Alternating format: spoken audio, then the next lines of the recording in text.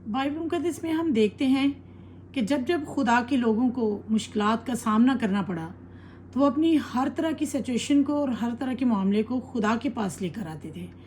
और आज भी हर ईमानदार को वाजिब है कि अपनी हर तरह की सिचुएशन को खुदा के पास लेकर आएं, ना कि अपनी अकल से हल करने की कोशिश करें।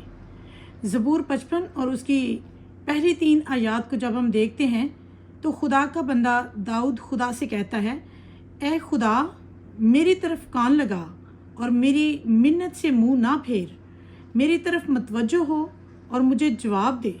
मैं गम से बेकरार होकर कहराता हूँ, दुश्मन के आवाज़ा से और शरीर के जुल्म के बाइस, क्योंकि वो मुझ पर बदी लादते और कहर में मुझे सताते हैं।